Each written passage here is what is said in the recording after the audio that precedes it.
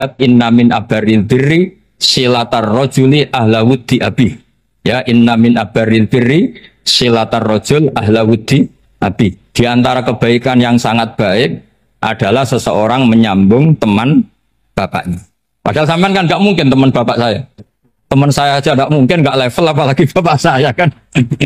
Jadi malah mohal itu. Saya berkali-kali cerita di mana-mana cerita, fikih itu harus dievaluasi karena ini masalah furu'iyah. Saya berkali-kali cerita di mana-mana cerita. Hukum berteman orang fasik gimana? Pasti orang jawab haram karena takut ketularan orang fasik. Tapi kalau dibalik, hukumnya bina orang fasik gimana? Ya baik, umatnya Nabi. Bisa bina kalau berteman. Kamu bisa bina orang fasik tanpa berteman? Gak bisa. Jadi kalau dibalik, hukum berteman orang fasik gimana? Haram. Hukumnya bina orang fasik? Baik. Bisa bina kalau berteman. Berarti berteman orang fasik? Ya terus nanti pada level lapangan sih gampang. Kalau yang soleh membina yang fasik dan yang fasik ketularan yang soleh, maka ternyata kalau yang soleh ketularan fasik ya berarti ternyata buruk. Tapi kan hukum masa nunggu kenyataan kan jadi nggak hukum. Di mana-mana hukum itu kan ada asumsi karena ini masalah ijtihad. Nah itu yang dilakukan para ulama kita. Jadi sampean harus mengkaji fikih secara detail karena tidak hanya kita yang khilaf. Nabi-nabi juga khilaf dalam menentukan dakwah ilallah. Wali-wali kita kayak Abdul Hasan Asyadili sama Sayyid Abdul Al-Haddad itu juga. Imam Ghazali ya khilaf. Imam Suyuti itu kalau ketemu Al-Qastolani itu saling nggak nanya, saking nggak cocoknya, masyhur itu. Di ulama ya nggak cocok. Bedanya nak saiki perkara partai. Kalau orang dulu enggak, karena pakai asumsi karena memang susah. Dan misalnya memang tak bedai, tak beri yang tidak misalnya ada orang rukuk kemudian kentut, itu sholatnya batal apa enggak jawab saja. Enggak, orang sholat kemudian pas rukuk kentut atau kelihatan auratnya, sholatnya batal apa enggak? Batal. Itu keliru nih sampean, itu salah dosennya mesti itu. Pertanyaannya gini, yang dikatakan sholat itu kan aqwalun wa af'alun muftatahatun bitakbir muftatamatun bitaslim. Lalu ketika sampai rukuk apa sudah namanya sholat? Jika kamu katakan batal, namanya sholat aja belum kok sudah kamu katakan batal gitu.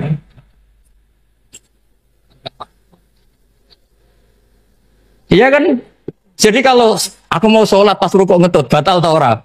Mestinya jawaban yang benar, ya ora sholat jadinya gitu. Karena kalau dikatakan sholat, definisinya harus sampai salah. Tapi kan kita nggak mungkin ngomong seperti itu kan dianggap majnun. Padahal itu yang benar, yang punya kecerdasan. Nah makanya pertanyaannya, fikih itu ngikuti bahasa awam apa bahasa istilah? Kalau ngikuti bahasa awam ya kayak tadi, sholat kok pas rukuk kentut maka batal. Sebenarnya yang batal itu sholatnya apa rukuknya? Nah makanya terjadi perdebatan. Kalau yang pakar-pakar usuli itu salah istilah itu nggak mau. Saya ulang lagi, kalau pakar-pakar usuli itu salah istilah itu nggak mau. Terus misalnya tak beri contoh lagi. Kalau imam itu sudah salam pertama. Salam pertama itu yang rukun kan salam pertama. Berarti setelah salam pertama imam sudah keluar dari sholat apa belum? Yakin? Ya, sudah. Sekarang sama tak bedain. Lalu makmum itu kesunatan langsung berdiri apa nunggu imam salam kedua? Enggak, jawab satu. Nunggu salam kedua kan? Itu kriminalis sampai Anda dalam sufi itu. Kriminalnya begini, berarti Anda bergantung sama orang yang sudah tidak sholat. Kata kamu setelah salam pertama dia sudah tidak sholat. Berarti kamu menginstruksikan makmum berhubungan dengan orang yang sudah tidak sholat. Karena sudah keluar dari sholat ketika salam pertama. Kalau kamu di debat gitu gimana jawabnya? Pusing kan? Berarti robtul makmum bisolatiman sing wis laisa fi sholatin. Berarti menggantungkan sholat sama orang yang sebetulnya sudah tidak sholat. Ada yang jawab, sebagian ulama fikih tetap disunatkan menunggu salam kedua.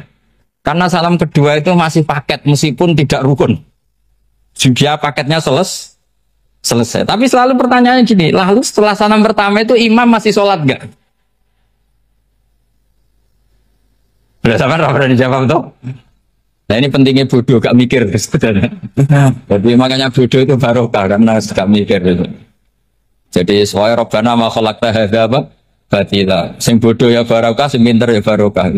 Sira barokah itu maksiat. Serana barokah plus. Jadi ilmu itu harus mengalami satu gesekan karena logika itu bisa dibalik.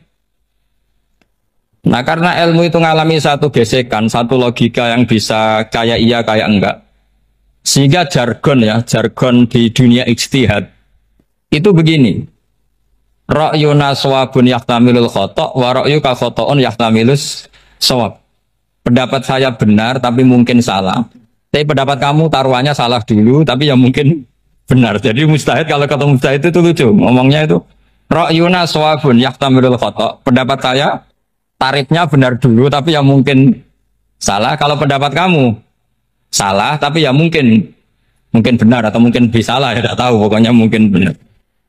Nah kenapa demikian? Begini,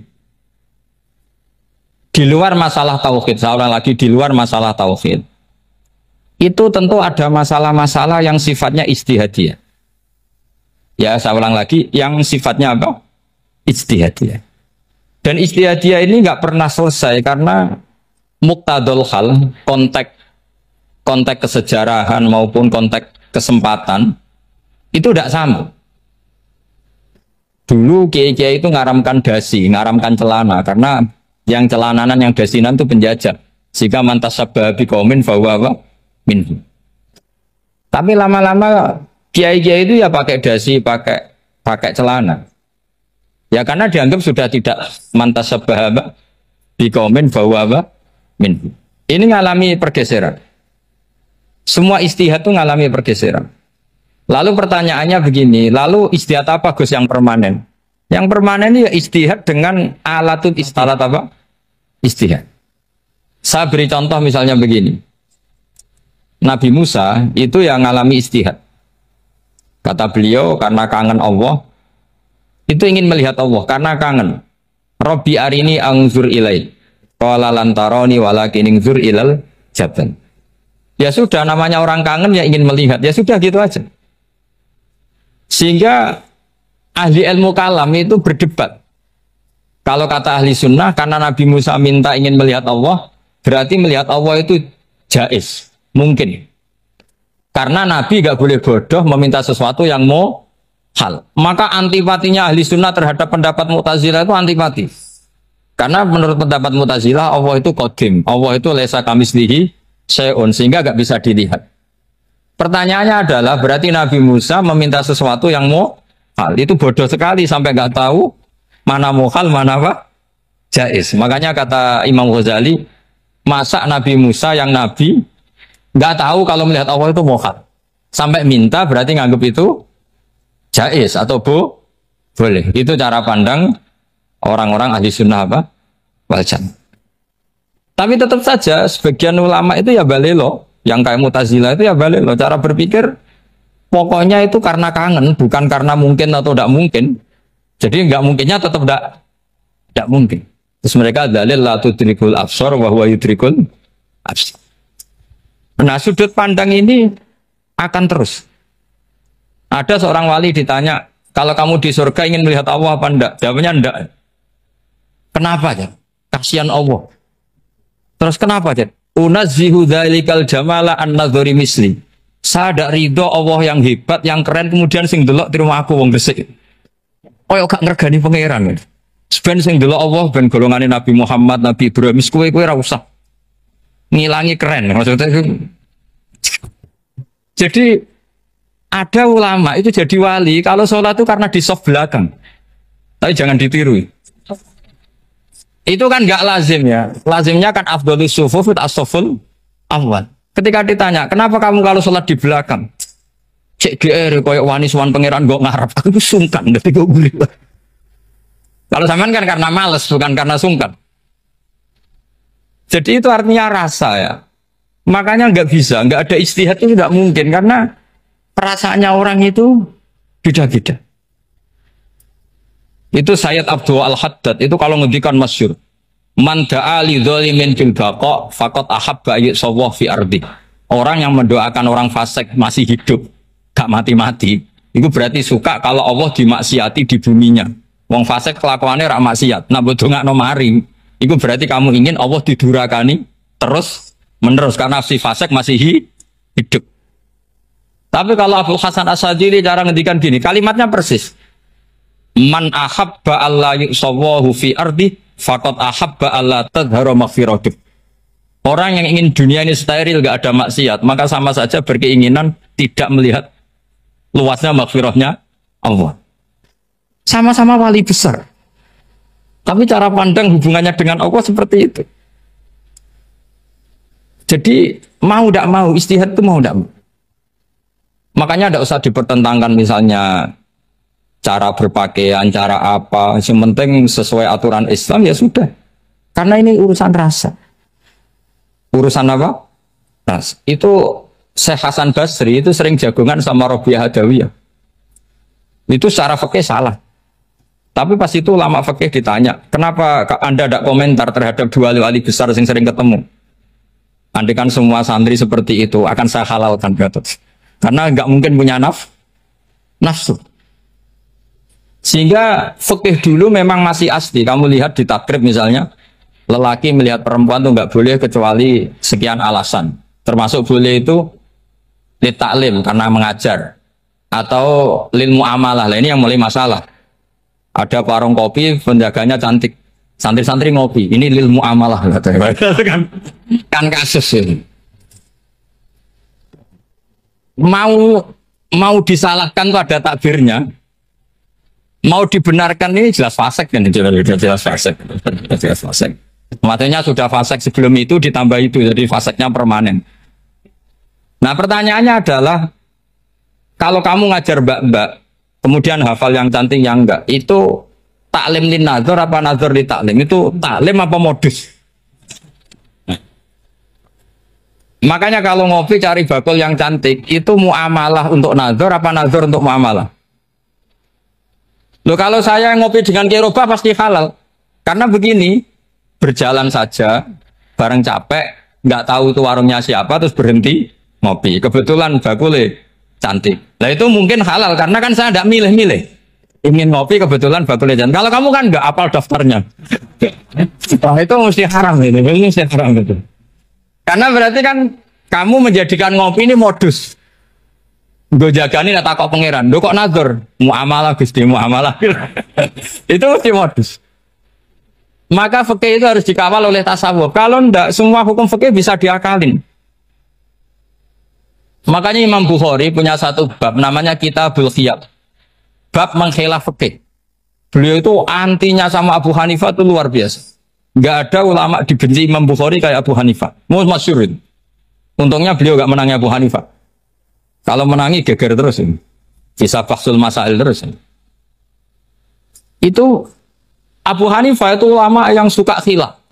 Khilaf itu ngerekayasa hukum. Misalnya begini. Saya ini puasa agak lemes, ujian agak lemes, apalagi kiai serapati di duit, santri beling-beling lemes ini. Apa mangan nih kan, poso-poso kok mangan kan gak keren.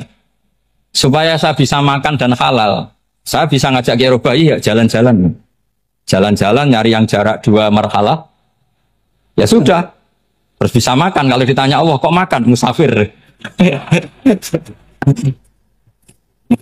Jadi bolehkah insya safar menciptakan pergi demi untuk supaya boleh iftar? Boleh enggak jenengan? Enggak boleh, alasannya apa? Kan pergi.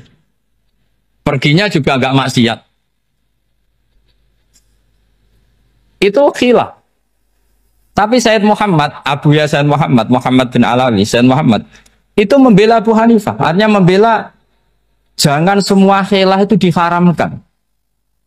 Karena itu cara, saya ulang lagi, karena itu cara untuk mengawal bahwa hukum Allah itu luas.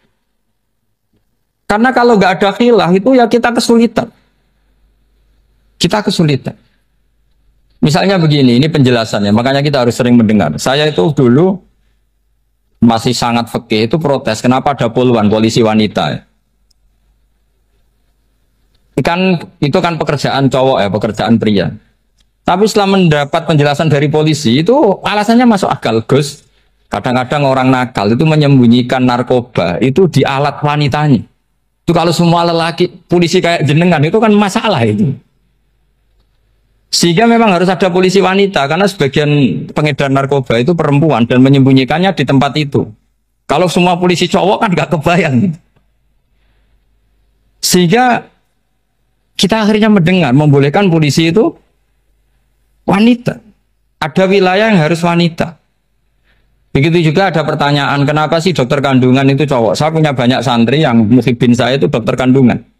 Tak tanya, kamu itu kok cowok kok jadi dokter kandungan, kan pekerjaannya seperti itu. Dia jawabnya lucu. Dari 10 yang tes jadi dokter kandungan, itu yang cewek itu lulus 2. Yang cowok lulus semua. Karena ketika cewek dites melihat ketuban pecah darah itu langsung pingsan. Sehingga yang secara psikologi dablek itu kan memang lelaki. Jadi serah wongnya sewakit santes. Kadang nggak lahir-lahir dinteni nang jopo rokokan santai. Itu kalau cewek yang jadi dokter kandungan itu nunggu jam 11, jam 4 sudah pingsan. Nah ini cerita, bukan berarti saya menghalalkan, enggak. Kita harus mendengar, saya ulang lagi, kita harus apa? Dan itu setelah mendengar, itu nanti jadi disiplin ilmu, yaitu namanya fikih. Karena ilmu fikih itu sebetulnya gampang.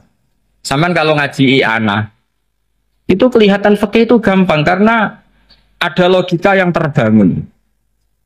Misalnya begini, orang kalau tawaf itu disuruh agak jauh dari Ka'bah. Jangan sampai nginjak sadarwan. Karena sadarwan itu pondasi itu ikut Ka'bah. Kenapa begitu? Ya jenenge ra muteri Ka'bah, ide-ide Ka'bah. Jadi sebenarnya sederhana logikanya. Sing jenenge muter itu di luar itu kita muter. Nah kalau nginjak pondasinya namanya gak muteri Ka'bah tapi ida-ida Ka'bah. Ya jadi sederhana sebetulnya ya masuk akal. Jadi fikih itu nggak ada yang iskal, sebetulnya masuk akal. Tapi karena kita nekuni itu tidak serius, maka terus jadi paradok. Saya beri contoh lagi ini sebagai penghormatan saya sama Kiai Mas Bukin, karena ini sudah namanya fakih. Kalau ada ayam jago ditabrak truk, terus kejet-kejet, adekan dibiarkan pun mesti mati, karena gerakannya sudah harokatul masbuh. Terus kamu sembelih, itu halal apa enggak? Enggak jawab, ayam jago loh. Kalau kamu katakan halal, dia sudah tidak punya hayatun mustaqirroh, kehidupan yang permanen. Andai kan kamu biarkan pun 1 menit lagi meninggal. Kejet-kejet kan mau prosedur saja. Maksudnya pantasnya mati ya kejet-kejet sih, tapi sebetulnya sudah pasti mati. Maka ini ada 2 ulama. Kalau kata Imam Malik tetap namanya halal. Karena ruhnya masih di situ, sehingga ketika kita nyembelih, ya nyembelih hewan yang hidup. Yang namanya nyembelih itu pokoknya mematikan yang punya roh. Sementara saat itu rohnya masih di situ. Meskipun 1 menit lagi pasti. Tapi kalau mazhab Syafi'i enggak, ini sudah harokatul masbuh.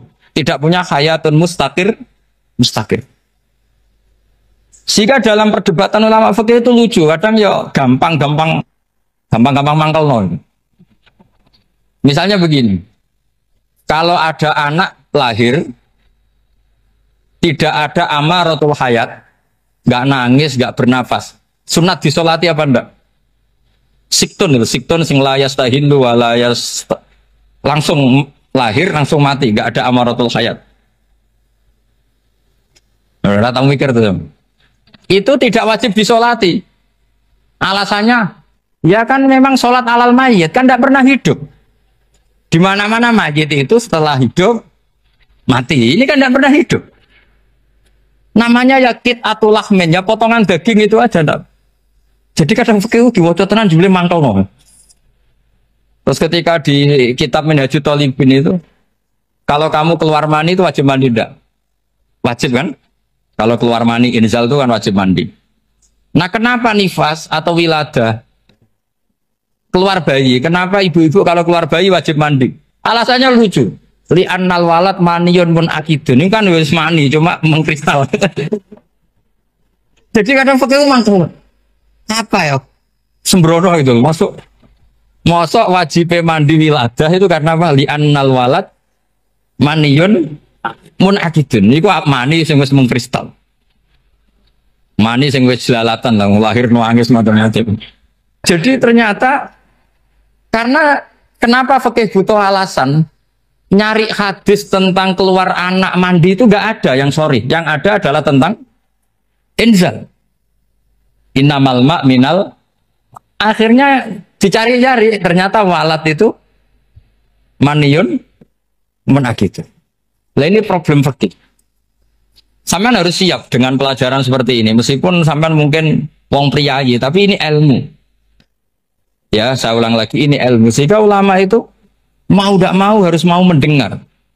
Karena logika yang terbangun itu nunggu kalau mendengar. Kayak tadi. Malaikat Israel baru sadar. Masa kekasih bunuh yang dikasih. Masuk akal juga Israel. Kalau sama sampean sih nggak nerima tetap selonang-selonang. Ini masalah Ibrahim. Khalilur Rahman. Sehingga kita di alasan fikih itu harus kita dengar. Saya dulu itu, saya sampai sekarang itu sama kalau bayi lahir masuk sudah berbentuk bayi, saya sendiri berpendapat sebaiknya disolatin kalau sudah berbentuk apa? Bayi, meskipun tidak nangis, tidak ada amaratul hayat. Kan yang digugurkan itu wajibnya, bukan masalah boleh dan tidak. Itu banyak lah perdebatan ulama di bab itu. Saya beri contoh lagi perdebatan ulama. Ini contoh-contoh fikih karena ini khusus penghormatan status fakih tadi. Itu kalau ada orang mati, jenazah itu. Jenazah itu kalau sholat, itu kan umumnya jenazah di depan, kita nyolati di belakang. Itu yang mengatakan begitu ya tidak punya alasan. Ya taunya mulai dulu begitu. Di mana-mana nyolati jenazah, jenazahnya di depan. Tapi di kitab Makhali jelas diterangkan. Kata kaul sa'ani tidak wajib. Alasannya lucu. Fa'indal janazah laisat bi imamin. Jenazah itu tidak imam, kenapa harus di depan? Yang kacau kan? Lu coba alasannya di depan apa? Dia ada imam kok. Nah barokahnya fikih itu sehingga kita melihat di Arab Saudi sekarang itu jenazah kan di belakang.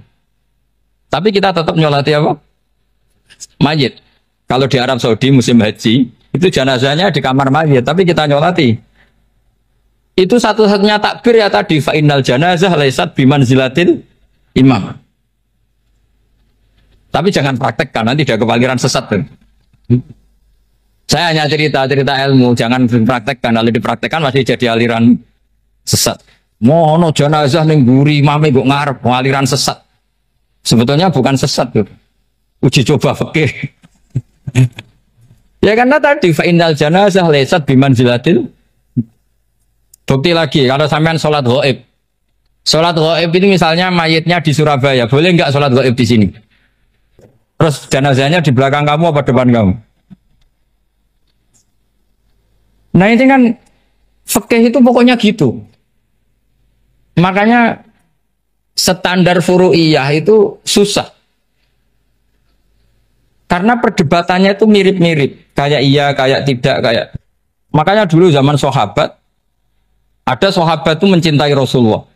Senengannya sowan. Bukti cinta sowan. Banyak juga yang sahabat bukti cinta Nabi itu tidak pernah sowan. Alasannya ganggu. Kenapa kamu jarang sowan Nabi? Saya sering jamaah sama Nabi, saya tidak pernah sowan. Kenapa? Ganggu. Biar Nabi kalau di rumah sama anak istrinya, saya tidak mau ganggu. Makanya saya termasuk kiai yang gak seneng disowani. Karena ya itu tadi. Kalau ngulang seneng saya, kalau disowani biasa saya. Kalau kiai roba itu nilai, nak pernah sepuh jadi rasawan nilai. Jadi beda, saya sering ditilii kiai-kiai sepuh. Tapi bahasanya tentu tidak sowan, tapi nopo nilai. Kalau sowan itu maka kan fikih itu seperti itu. Jadi ada disiplin, di situ ada disiplin ilmu. Yang kadang kita tidak cocok. Makanya Imam Syafi'i sendiri ngendikan kadang beliau dengan gurunya, dengan Imam Malik sampai ngarang ikhtilafu Malik. Beliau punya data yang beliau itu sedang nggak sama dengan gurunya, yaitu Imam siapa? Malik. Karena mindsetnya itu beda. Tidak sampai misalnya saya tanya, sholat itu harus menghadap kemana? Tidak, jawab saja. Kiblat kan. Ukurannya apa coba? Namanya madhep. Wajah apa dada? Imam Syafi'i milihnya dada. Sekarang praktekkan dalam dialog keseharian. Saya jagungan sama Kiai Roba seperti ini, terus wajah saya begini, madhep enggak? Nah, itu masalah. Terus pertanyaannya, madhep dengan dada itu fi sholat apa fil qiyam?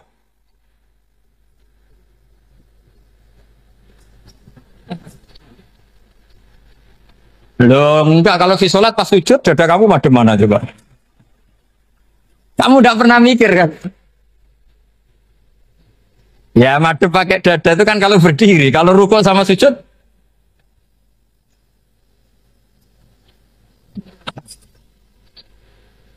loh itu ulama itu jimat gitu. Makanya jarang yang menekuni profesi ulama itu. Karena menekuni proposal banyak. Karena memang susah.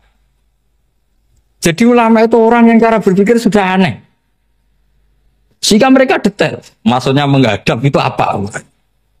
Ukurannya kalau berdiri ya dada. Tapi nggak bisa kamu katakan atawajjuh bisodri aturan dalam sholat. Fikuli sholat. Pertanyaannya lah kalau rukuk sama sujud. Dadanya menghadap kemana coba? Maka itu ilmu yang sudah jelimet. Nah ulama usul fikih, ulama yang nggak mau salah per detail hukum. Sehingga menurut Imam Rafi'i, misalnya kalau beliau ditanya sujud itu gimana ya asal wat ujabha ya sujud. Tapi kalau menurut Imam Nawawi harus melibatkan 7 apa? Anggota, yaitu al-jabha, wal yaden, warubaten, wal qadamen. Oke, Imam Nawawi kita ikuti. Tentu keseharian kita pakai Imam Nawawi. Yaitu berdasar hadis umirtu an asjuda ala sab'ati a'zumin al-jabha wal yaden warubbaten wal qadamen. Berarti berapa?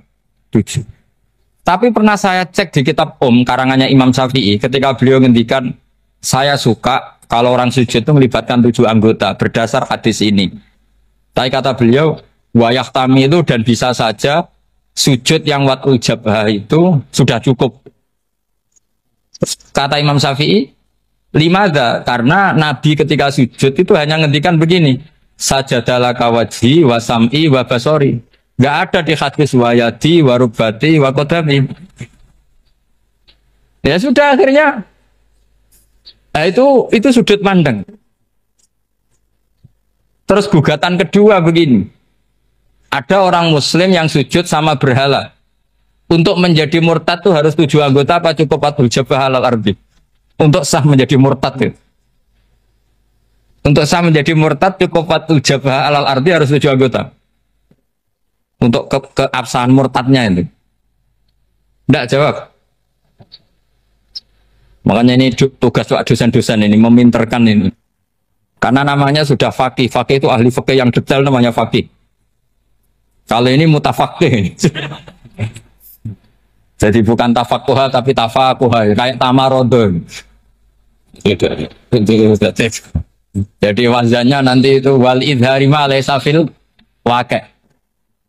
Jadi ini bukan gojlok, ini memang marah saya. Jadi kalau sudah pakai gelar fakih harus fakih betul. Nah, mohon kalau mengkaji fikih itu harus detail. Minimal takrib itu setengah hafal.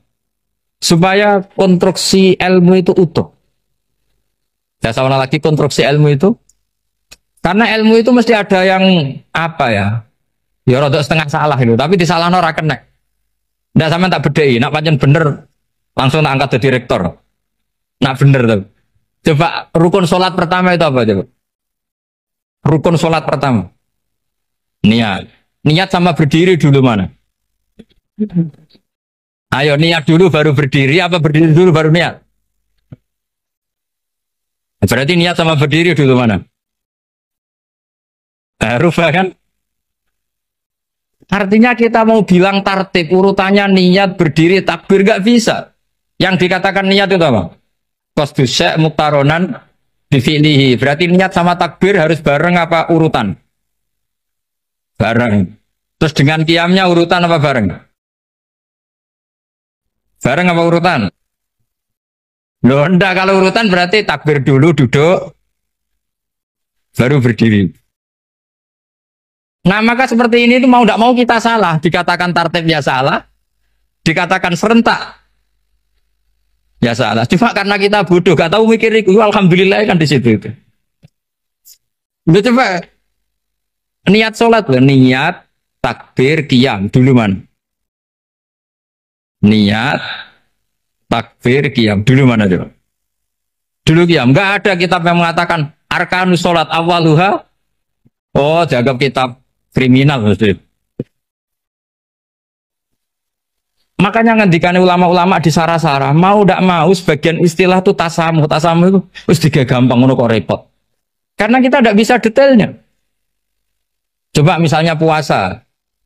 Puasa Ramadan itu wajib apa? Tabi itu niat, nginep no niat. Sing darani nginep itu umure lama apa enggak? Lama kan? Sekarang sebelum 2 menit kamu baru niat, sah apa enggak? Sah. Itu sempat nginep apa enggak 2 menit itu? Enggak sempat kan? Jadi ilmu itu makanya kata ulama-ulama pokoknya ilmu itu mesti ono unsur tasamuh. Tasamuh itu ya tiga gampang. Apa? Tiga gampang. Misalnya Imam Syafi'i berpendapat mashu ba'dir roksi. Itu kata beliau walau sya'rotan fi hadir roksi.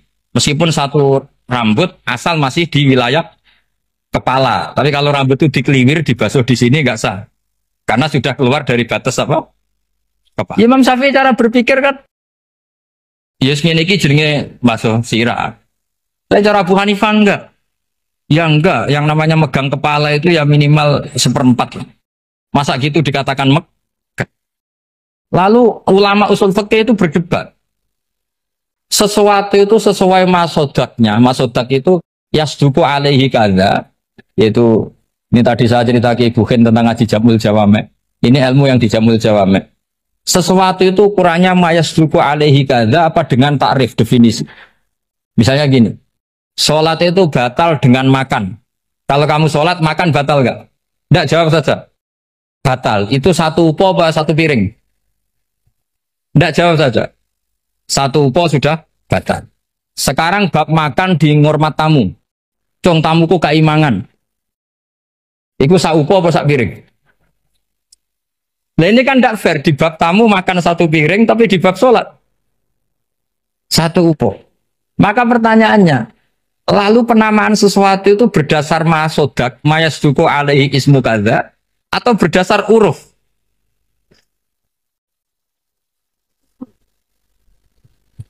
Ukurannya apa coba? Maka terus jadi perdebatan. Nah ini di sini ini pentingnya ulama karena ya sekarang saya bedai sekarang.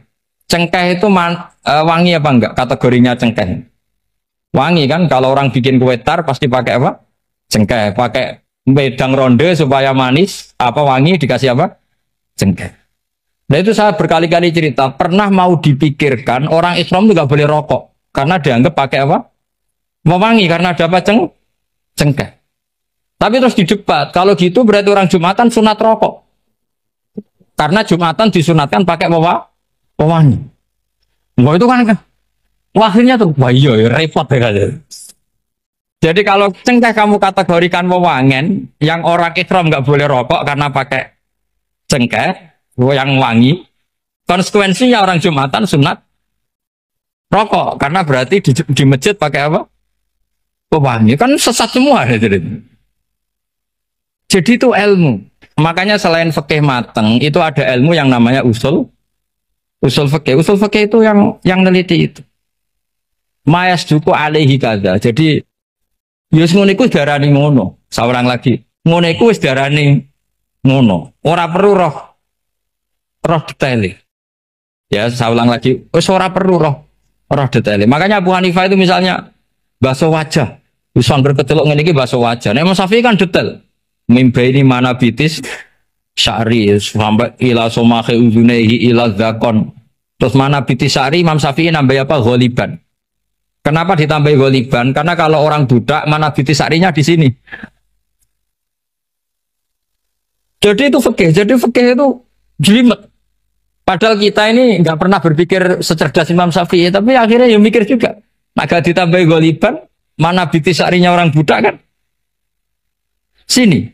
Terus sekarang perdebatannya, orang budak basuh Masrur Roksi di sini sah enggak? Karena tadi itu wajah apa kepala gitu kan. Kan jadi bingung gitu. Ya makanya ini mukadimah saya supaya sampean apa lebih disiplin belajar apa? Fikih dan setidaknya didiskusikan lah kitab-kitab Minhajul Thalibin atau kitab-kitab Mahali. Karena di situ nanti ada perdebatan. Ketika Rasulullah wafat, itu separuh sahabat hampir mayoritas, ya Rasulullah kita semua ingin kita dulu yang meninggal karena engkau begitu penting. Maka jangan meninggal dulu, kita yang meninggal. Kalau kita yang meninggal itu gak apa-apa, tapi kalau engkau penting, jangan meninggal. Tapi ada saja sahabat, lah tidak seperti itu. Saya suka Rasulullah meninggal dulu. Alasannya masuk akal. Biar Allah menyaksikan saya kama usaddikuhu hayyan usaddikuhu maitan. Allah biar menyaksikan saya iman kepada Nabi ketika masih hidup. Dan saya buktikan setelah mati pun, setelah meninggal pun, setelah wafat pun, iman. Jadi ternyata baisnya itu supaya orang tahu bahwa iman kita kepada Nabi itu iman yang super.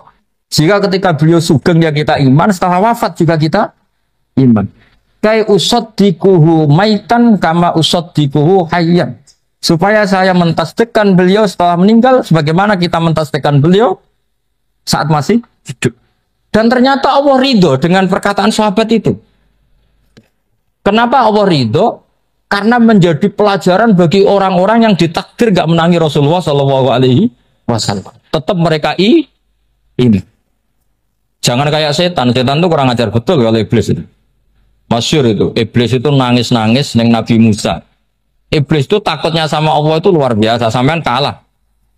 Iblis itu setiap ketemu malaikat karena dia ngerti alam gaib, mesti apa itu? Kama sali syaitani idqala lil insani kfur falamma kafara qala inni bari'um minka inni akhafu wa rabbal alamin. Jadi setan iblis itu paling sering bilang inni akhafu wa rabbal alamin karena iblis itu tahu surga, tahu neraka, tahu kekuasaannya Allah. Jadi takutnya sama Allah luar biasa. Makanya setiap dia mengajarkan kekafiran, setelah orang itu kafir gimana? Inni bari'um minka inni akhafu wa rabbal alamin. Saking takutnya sama Allah, suatu saat iblis ini datangi Nabi Musa. Karena tahu Nabi Musa itu kalimullah. Orang yang bisa komunikasi langsung dengan Allah. Ya Musa ya kalimah Allah, saya ini makhluk. Saya takutnya sama Allah luar biasa. Tolong rayukan Allah supaya nerima tobat saya. Karena dirayu terus lama-lama Nabi Musa bilang, oke, tak rayukan Allah. Sama Allah. Karena Musa kekasihnya, ya Allah, iblis ini ingin tobat. Tolong dikasih hak tobat. Kata Allah, oke. Dia bisa tobat asal mau sujud di makamnya Nabi Adam, karena kesalahannya dia gak mau sujud sama Nabi. Semenang Nabi Musa karena ada cara untuk iblis menjadi tobat. Dikasih tahu sama Nabi Musa, alhamdulillah kamu diterima tobatnya. Syaratnya apa? Sujud ke kuburannya Nabi Adam. Wah, iblis atau aslinya terus asjuduhu maitan wa qatla asjuduhu hayyan. Oh, zaman urip aku ora gelem, mbok wis mati. Oh, dasar setan itu. Zaman urip aku ora gelem wis mati mbok kon sujud. Kumat maksudnya terus ya sudah terus sampai sekarang akhirnya. Kalau sekarang tidak mungkin lagi karena nggak ada Nabi Musa. Jadi ijtihadnya sahabat melihat wafatnya Rasulullah itu beda-beda dan ternyata semuanya diridhoni Allah. Karena ternyata yang suka Nabi wafat dulu adalah ingin supaya umat Islam tetap mencintai beliau. Iman sama beliau, tasdik sama beliau, sebagaimana tasdik zaman sugeng. Makanya kita harus mencintai guru-guru kita. Uhibbuhu maitan kama uhibbuhu hayyan. Saya sampai sekarang itu ya merasa Mbah Mun itu tidak meninggal. Saya masih merasa kalau bapak saya tidak meninggal karena kita mencintai beliau-beliau ketika hidup dan ketika wafat itu sah. Karena beliau-beliau sama kita juga seperti itu. Rasulullah itu ketika mendekati wafat, ya bahasa halusnya intaqala ila rafiqil a'la. Itu Nabi kalau ngedikan tuh rileks sekali. Hayati khairun lakum wa wafati khairun lakum. Cung aku nak uripku ya apik. Engko nak aku wis kapundhut ya apik. Fa amma hayati fali asunna lakum as-sunan. Sebagian riwayat fa innakum tuhadditsuna anni wa uhadditsu ankum. Kalau saya masih hidup, saya bisa mengajarkan kamu sunnah, mengajarkan kamu tradisi-tradisi yang benar. Dan ketika aku mati, ketika aku sudah wafat, maka saya jejer Allah, kata Nabi. Saya berdampingan dengan Allah, maksudnya dekat Allah. Tentu bila Kevin walan bisa. Terus sudah fa inna amalakum, amal-amal kamu diperlihatkan ke saya. Berhubung saya sudah dekat Allah, kalau amal kamu baik, saya muji Allah. Kalau amal kamu buruk, saya langsung mintakan ampun kepada Allah. Jadi Nabi rileks sekali. Artinya saya hidup bagus karena bisa mengajarkan kamu as-sunan wa syara'i'. Kalau saya wafat karena saya dekat Allah, kalau kamu baik, saya muji Allah. Kalau kamu buruk, saya mintakan ampun kepada guru-guru kita juga seperti itu. Justru setelah wafat, beliau-beliau punya kesempatan dekat sama Allah, dekat sama Al-Malail A'la, sehingga mendoakan apa? Nah, terus kata Sayyid Muhammad, wala taqulu lima yuqtalu fi sabilillahi amwat. Kamu jangan pernah berkeyakinan atau berpendapat atau berkomentar kalau orang-orang yang mati fi sabilillah adalah berstatus apa? Mati, amwat. Kalah. Terus kata Sayyid Muhammad, hadza li amati syuhada.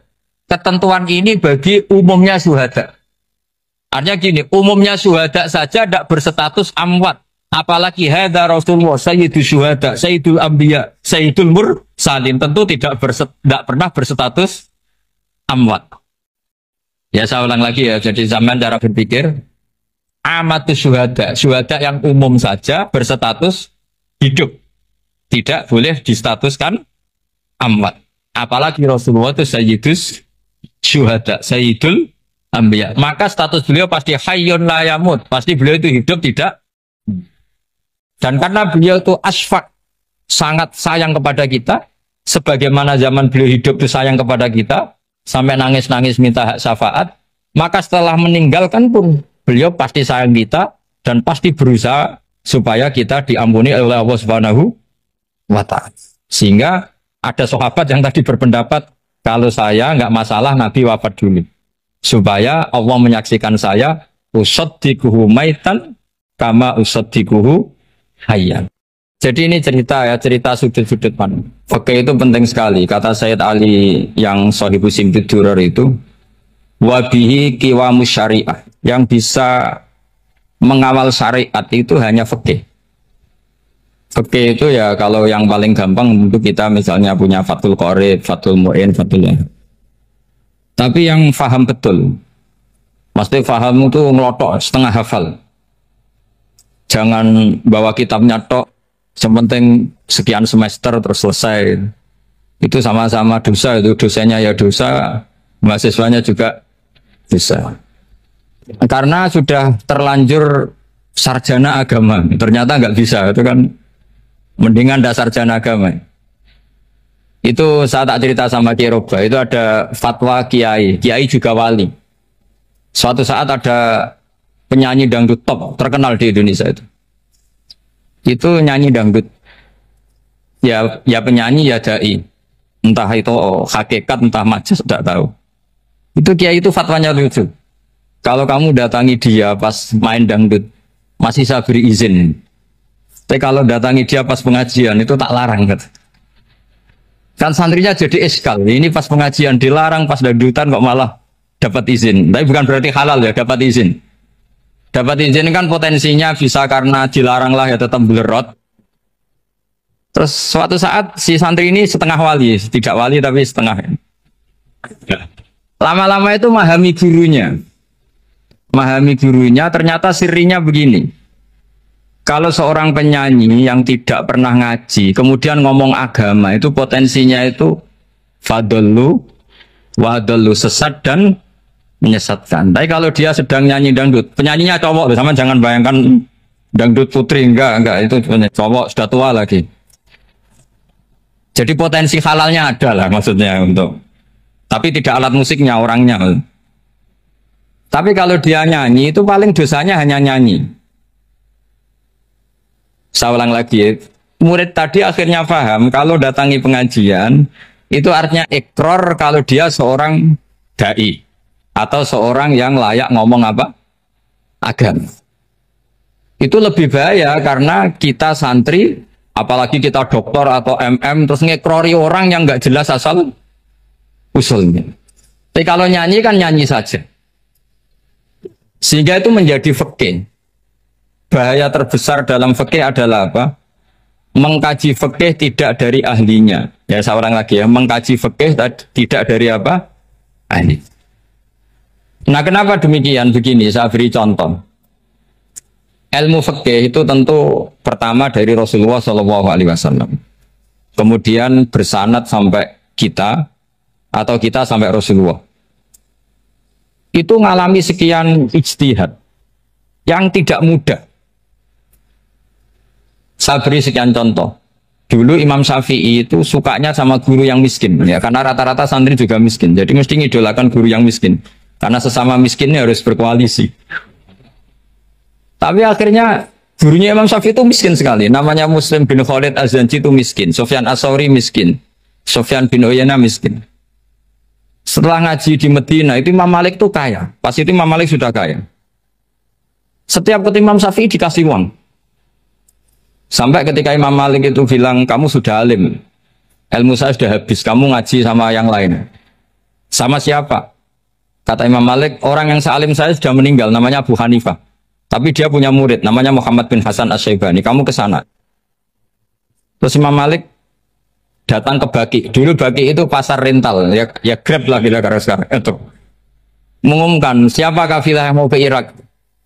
Kita ya Imam Malik, dibayari sama Imam Malik. Ini yang antar ke Irak, ke Muhammad bin Hasan Asy-Syaibani.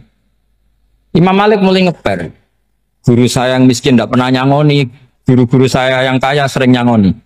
Mulai memasalahkan kiai miskin gitu, kira-kira seperti itu, mulai masalah. Setelah datang ke Irak di Muhammad bin Hasan Asy-Syaibani itu si Muhammad bin Hasan Asy-Syaibani itu kalau ngitung uang itu di meja tamu. Jadi punya emas lantaan, punya uang. Kira-kira kalau Indonesia punya rupiah, punya dolar, dihitung itu di ruang tamu.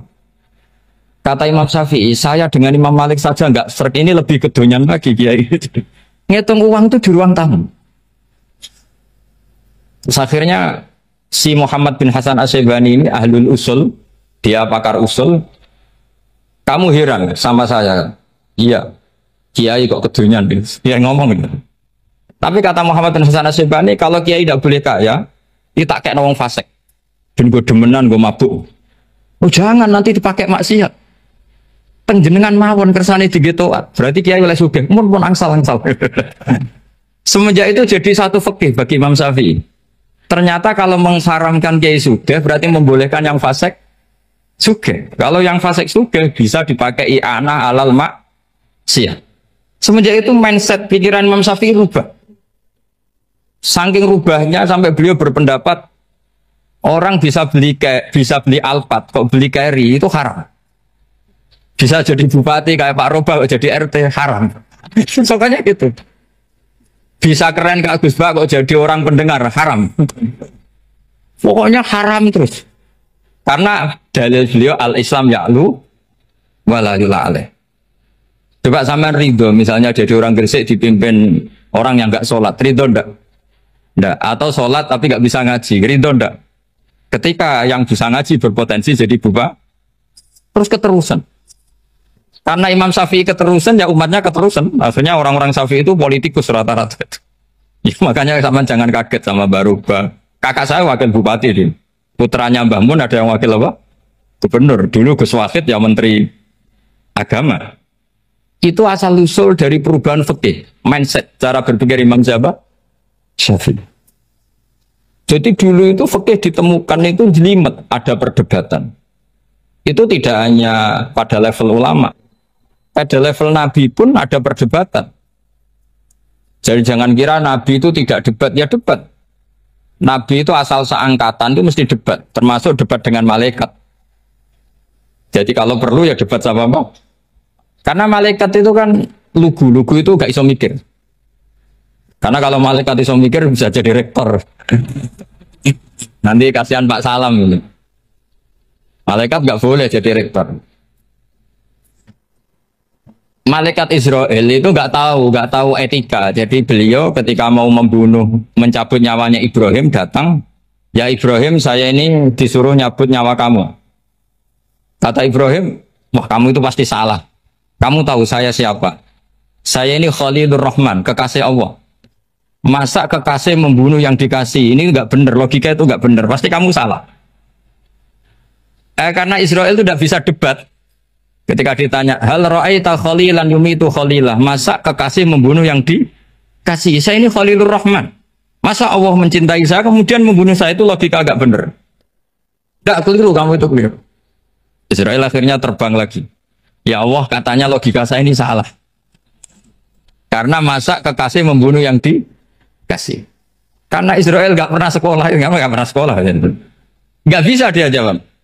Akhirnya diajarin Allah. Dah kamu bilang gini ke Ibrahim. Hal ra'aita khalilan yakrahu ayyalqa khalila. Masa kekasih tidak siap ketemu yang dikasih. Dibalik logikanya. Akhirnya datang lagi ke Israel. Kata Allah begini. Masa jenengan kekasihnya tidak siap ketemu yang kau kasih. Oh ya oke mati gak apa-apa. Jadi ilmu itu ngalamin perdebatan. Jadi saya datang murni karena Kiai Mas Bukin, bukan karena MC. Itu dosa besar kalau saya datang karena MC. Karena saya punya kewajiban yang lebih besar. Jadi yang bisa mengalahkan adalah a'dzama minhu, yang super besar kira-kira. Karena jelas ada riwayat inna min abaril birri silatar rajuli ahla wuddi abi. Ya, inna min abaril birri silatar rajul ahla wuddi abi. Di antara kebaikan yang sangat baik adalah seseorang menyambung teman bapaknya. Padahal sampean kan nggak mungkin teman bapak saya. Teman saya aja nggak mungkin, nggak level apalagi bapak saya kan. Jadi malah mohal itu. Saya berkali-kali cerita di mana-mana cerita. Fikih itu harus dievaluasi. Karena ini masalah furu'iyah. Saya berkali-kali cerita di mana-mana cerita. Hukum berteman orang fasik gimana? Pasti orang jawab haram karena takut ketularan orang fasik. Tapi kalau dibalik, hukumnya bina orang fasik gimana? Ya baik, umatnya Nabi. Bisa bina kalau berteman. Kamu bisa bina orang fasik tanpa berteman? Nggak bisa. Jadi kalau dibalik, hukum berteman orang fasik gimana? Haram. Hukumnya bina orang fasik? Baik. Bisa bina kalau berteman. Berarti berteman orang fasik? Ya terus nanti pada level lapangan sih gampang. Kalau yang soleh membina yang fasik dan yang fasik ketularan yang soleh, maka ternyata kalau yang soleh ketularan fasik ya berarti ternyata buruk. Tapi kan hukum masa nunggu kenyataan kan, jadi nggak hukum.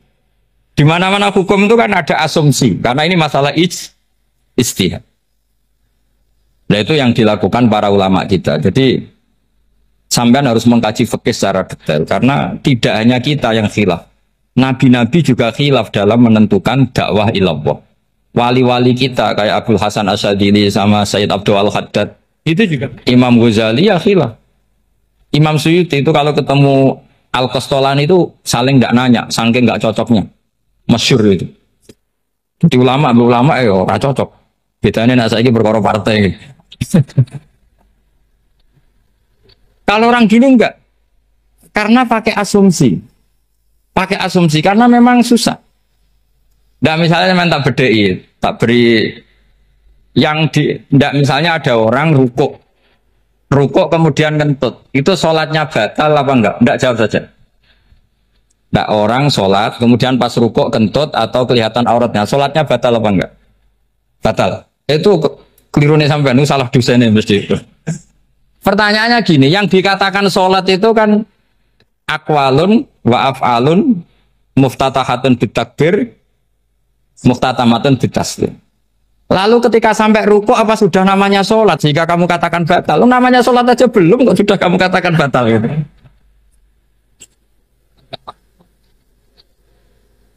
Iya kan?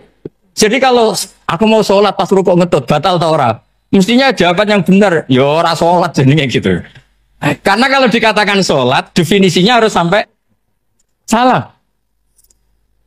Tapi kan kita nggak mungkin ngomong seperti itu kan, dianggap majnun. Padahal itu yang benar, yang punya kecerdasan. Nah makanya pertanyaannya, fikih itu ngikuti bahasa awam apa bahasa istilah?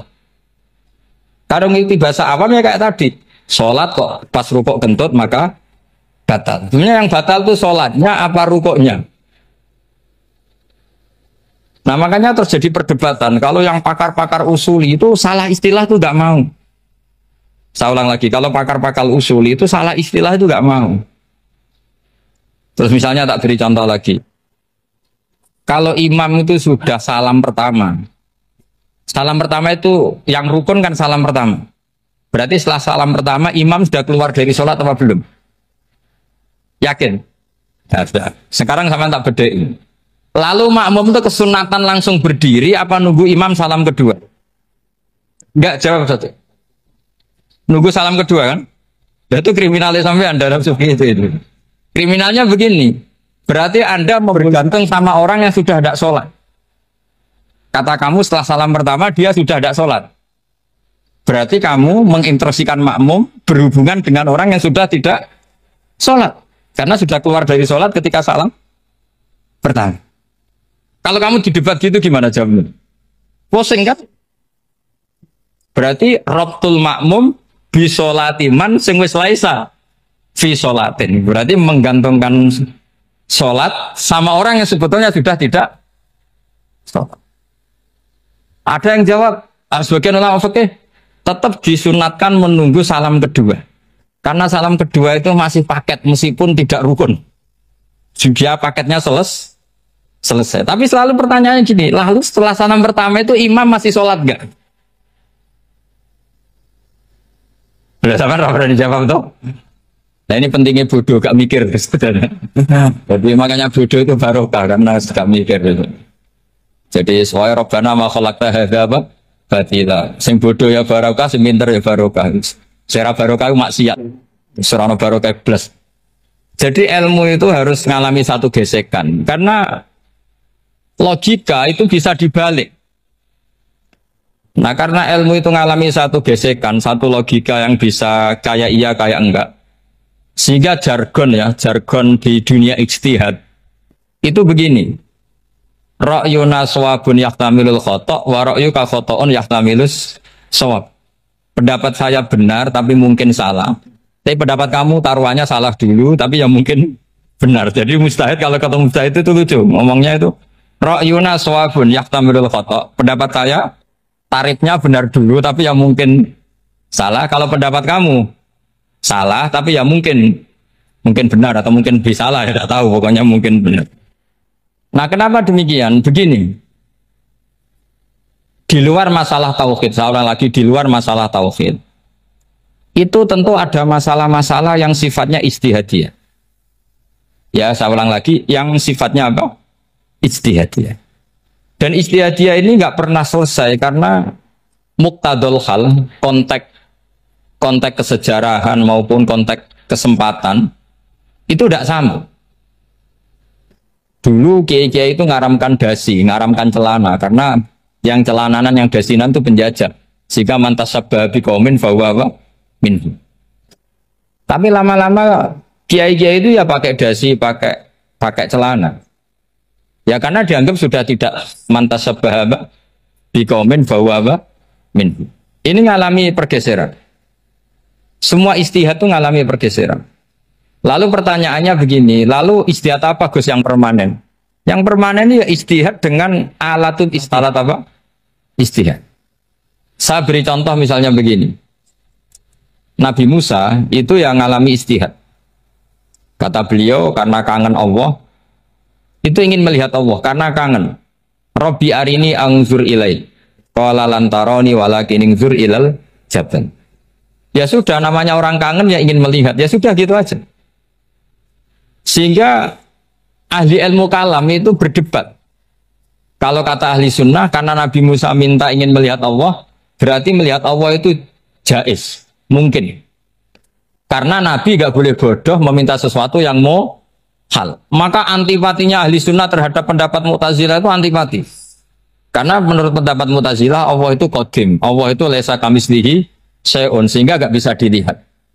Pertanyaannya adalah berarti Nabi Musa meminta sesuatu yang mau hal. Itu bodoh sekali sampai nggak tahu mana mau hal, mana apa jaiz. Makanya kata Imam Ghazali, masa Nabi Musa yang Nabi Nggak tahu kalau melihat Allah itu mohat.